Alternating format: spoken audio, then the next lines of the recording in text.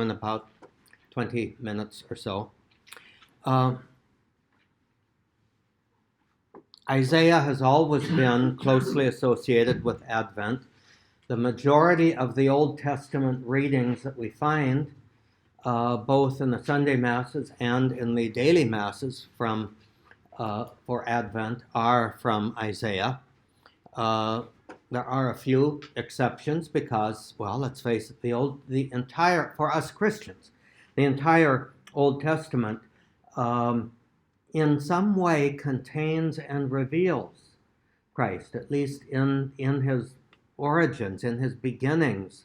It's not just that it prepares for him, but in some ways, particularly from hindsight, we reflect back into the Old Testament and discover Christ there too. And as we've mentioned, Christians right from the start have found that to be particularly true with the book of Isaiah. I was looking at a Jewish commentary on the Old Testament, the Jewish commentary on the Bible, which is the Old Testament, the Tanakh, as the Jews will call it. And, it also starts out with, it among the scholars, among the rabbis, among all of the Jewish tradition throughout the ages, the book of Isaiah is the one that is the most quoted, the one that is the most revered as a source, as the, if you want to have an understanding of what it means to be Jewish, go to Isaiah. If you want to have an understanding of what it means to be Christian, go to Isaiah. And I think that for us to have that sort of an awareness as we are going through Advent, perhaps somehow or other to make Isaiah not just the liturgical readings, but maybe that can be our basis, but to make Isaiah somebody or something, the book, that we spend time with during Advent without necessarily having to have a program, without necessarily having to have a goal that we're going to get X, Y, Z out of it, but simply to spend some time with Isaiah, maybe at random, day by day, but to maybe set up something where we resolve to go to Isaiah for our first fruits in the morning, before breakfast, to get the little appetizer for breakfast with a 10 minutes or so with Isaiah. That 10 minutes could be spent with one verse. That 10 minutes could be spent going through a couple of chapters. That 10 minutes could be spent doing some research. Oh, here he says this and here he says that, and let's look from place to place. Whatever it is, however we do it, to get that kind of familiarity with Isaiah so that he can be, after Advent and even after Christmas, he can be more a part of our lives, more a part of the voices that show us what it means to be of Christ, to belong to Christ, to be united to the people of God, both in the Old and the New Testament. So let's go into a little bit the origin of Advent.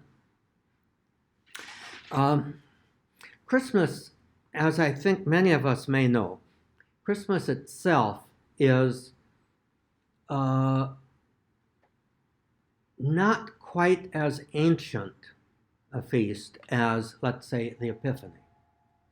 When the two major feasts really in the early church were Easter and the things associated with Easter, namely the Triduum, and Pentecost, the conclusion of Easter, and Lent as the preparation for Easter, particularly the immediate preparation for the initiation, the receiving of catechumens through baptism, confirmation, chrismation, and Eucharist, that all of that developed fairly early. Christmas as a celebration, let's say distinct from Epiphany, was a century or two later. It comes really, the first traces of it seem to be in the 5th century, the 400s. By the time of the 6th century, the 500s, there developed a 6-week fast comparable to the Lenten fast, but this taking place in the fall, beginning on November 11th, which was the day that St. Martin of Tours was celebrated, and in the West, in Western Europe, it was always called St. Martin's fast. So St. Martin's fast is what really gave birth to our way of celebrating Advent as a time of preparation for Christmas. And you look in medieval writings, including, I think, somewhere in the Canterbury Tales. I'd have to go back and check, but somewhere in the Canterbury Tales and other medieval writings, you do have St. Martin's fast referred to as a time of year. Such and such happened during St. Martin's fast.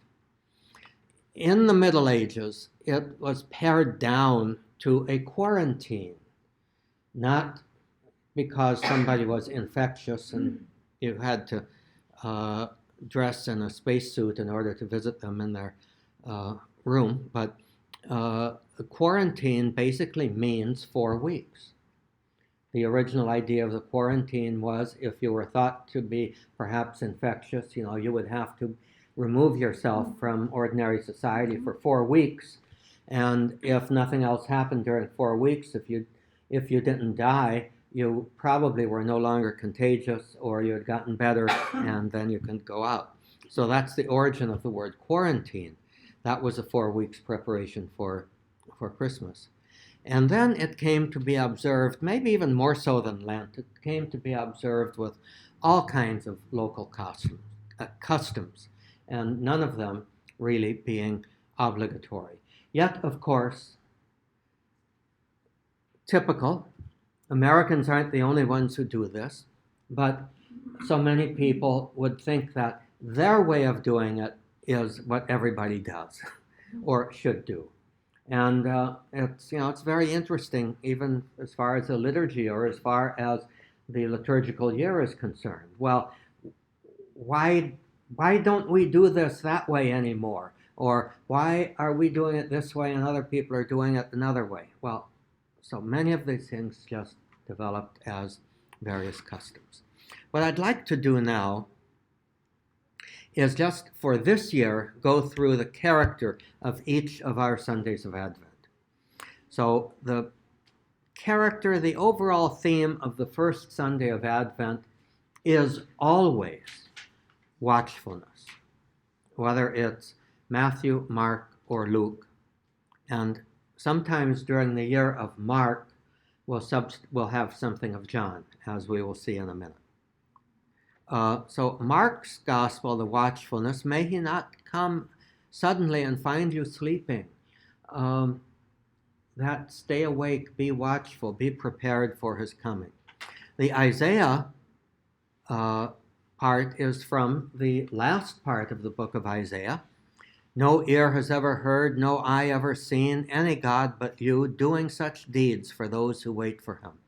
Would that you might meet us doing right, that we were mindful of you in our ways. Remember, he's talking to a people who are dispirited, who are dejected because they have not yet succeeded in reconstituting themselves as a people, rebuilding the city of Jerusalem after their release from exile, rebuilding the temple. And Isaiah, the book of Isaiah, the prophets who contributed to that part are basically saying, look, God is the one who's doing it. Look to how you might cooperate with him. would that God would meet us doing the right thing, then he will bring all of this to fulfillment. And for the next Sunday, Advent generally has 2 Sundays. The middle 2 Sundays generally focus on John the Baptist. And so this second Sunday, I usually characterize it as John the Baptist looking backward. And this is Mark quoting from Isaiah, the voice crying out in the desert, "Prepare the way of the Lord, make straight his paths." And that very section is being quoted in the first reading. Comfort, bring comfort to God's people. And a voice cries out, "In the desert, prepare the way of the Lord. Like a shepherd, he feeds his flock." One thing to notice, Mark and Matthew, I think both, misquote the Hebrew of Isaiah there, because they refer to John the Baptist as the voice of one crying out in the desert, "Prepare the way of the Lord." But the original quote is, "A voice cries out, in the desert, prepare the way of the Lord." A small but sort of significant difference, because this verse from Isaiah, this passage from Isaiah, is coming from 2nd Isaiah. Remember, that is what is addressed to the people in exile, anticipating their return. How do you get from Persia back to Jerusalem? You go through an awful lot of desert. And I think that's one of the things that was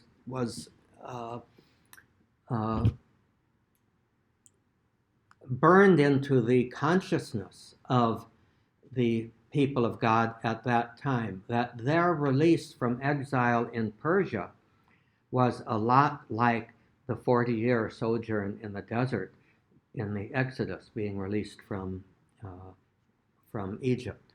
So they began to make that connection. The third Sunday, John the Baptist, but this time looking forward. The character of the previous Sundays, John the Baptist, he was the fullness of the prophets. He was looking backward to what the prophets were. Now, John the Baptist is basically saying, "I am not the one. I am not he." It's interesting, when they ask John the Baptist, "Who are you?" he replies by saying who he is not. Most of us, when you're asked, "Who are you?" Well, I'm Tom, I'm Sidonia, I'm Susan, I'm Jennifer, I'm whoever. But he says, "I am not he. I'm not the one you're expecting. I'm not the one who is to come." And then he goes on to say, "I baptize with water. He will baptize with the Holy Spirit and fire. I am not worthy to untie his sandals." And the corresponding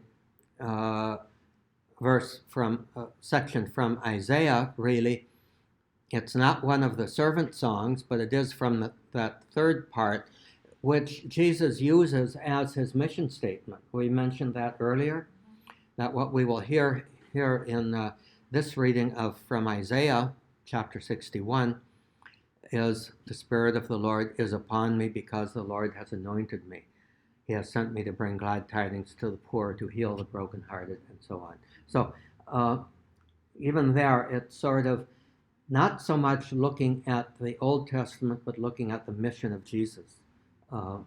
This is what the Spirit of the Lord is doing in him, what Isaiah had said in the third part of the book.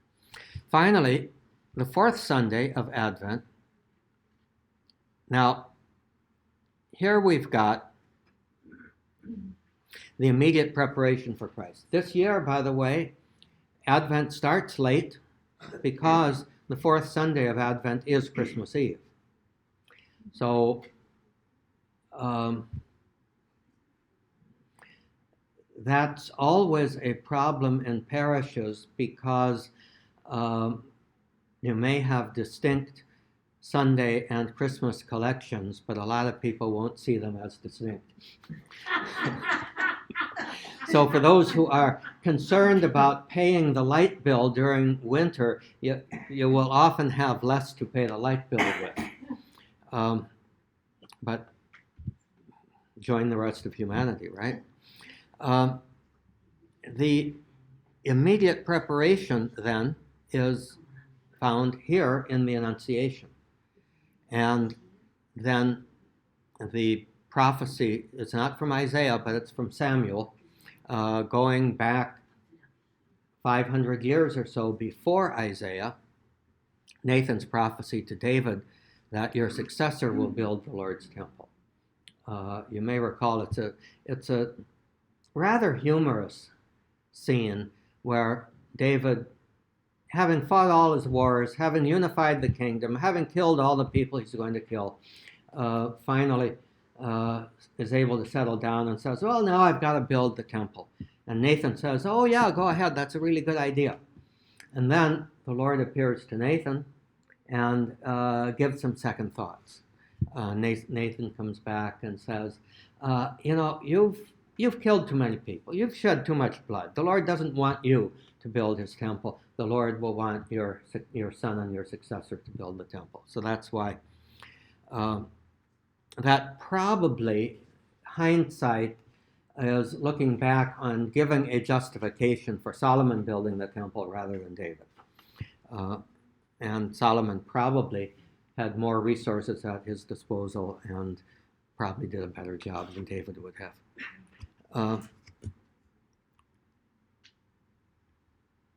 Now, I'd like to say a little bit about the Advent wreath. And then this will conclude. The wreath was originally a celebratory crown.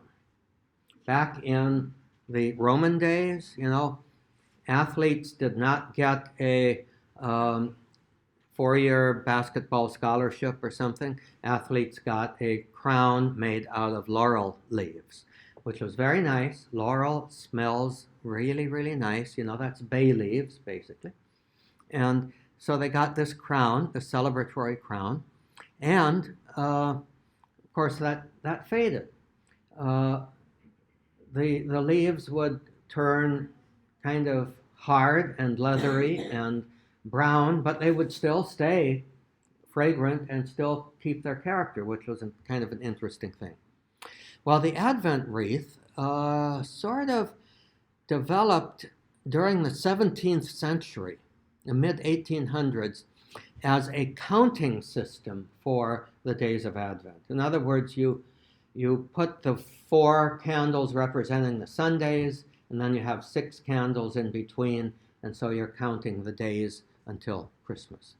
That custom, and this was the Lutherans who did this in Germany, and it reached the USA in the 1930s.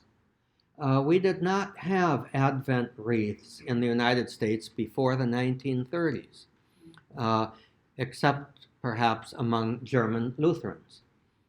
But it took hold among, popular among most religious people, and especially among Catholics. And suddenly the Catholics decided, well, let's do the liturgical colors, and let's just do it for the 4 Sundays. So they didn't do the day by day. And then that custom, being a home custom, was brought into the church, and now it's quasi-obligatory. The pastor and the parish council might fudge on all kinds of other liturgical laws, but by God, we've got to get that Advent wreath right. It's not in any liturgical laws. It's a family custom that came into the church, and suddenly, for most all of us, became what you expect in the church, and therefore, one church has to outdo the other in just how beautiful and how splendid and how elaborate your Advent wreath is going to be. And as a pastor in 2 parishes and having been in residence and associate pastor in other parishes, I've seen that firsthand multiply. So that's the origin of the Advent wreath. And here is that original one. And did we get that? Yeah, that one, okay. And then comes the modern one that we are acquainted with. And now we use batteries. And now you saw out there was a little set of candles with battery lights on them. Yeah. So okay, that settles it. What I'd kind of like to, suggest now is quiet time. I will make myself available in the sacristy on the other side here from the workroom in back for confessions in just a few minutes, and then we'll be ready for Mass at 4. Are there any parting thoughts, any final thoughts, any final suggestions? Well, I have just one, and it goes back to your comment about using Isaiah as first fruits, during Advent. And I was on a retreat with the Carmelite sisters, and they actually mentioned reading a line of scripture that I think Isaiah would work at the end of your night, just when you're going to bed, just before you turn the light off. Read one line and ponder it and fall asleep with it. Mm-hmm. And that it calms you down and it makes you peaceful and you wake up refreshed. Mm-hmm. And on the other hand, why not do it 5 times a day? Exactly. Yeah. Kind of interesting. I've always been impressed with the fact that the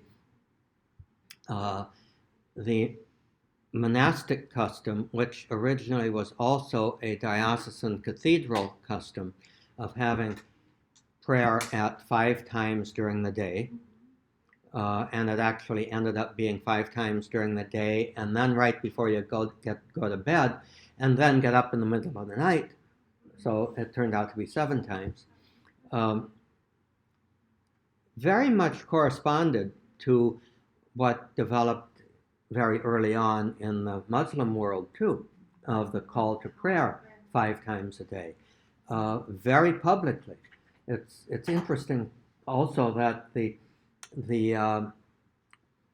text of the call to prayer is pretty much the same, beginning with Allahu Akbar, God is great. But there is a line added in the one that occurs, I think it's an hour before dawn.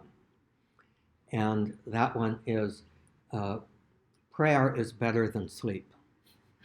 So it's an interesting thing. I've taken a lot of pilgrimages to Turkey, and I always kind of look forward to the experience in various places, hearing the call to prayer 5 times a day, and seeing the response of the people, because many people would just ignore it, but many more would stop everything and either head to a local mosque or just right there in the middle of the street, or go into a building, any building, put out a prayer rug. They would carry little prayer rugs with them oftentimes, and do their daily prayers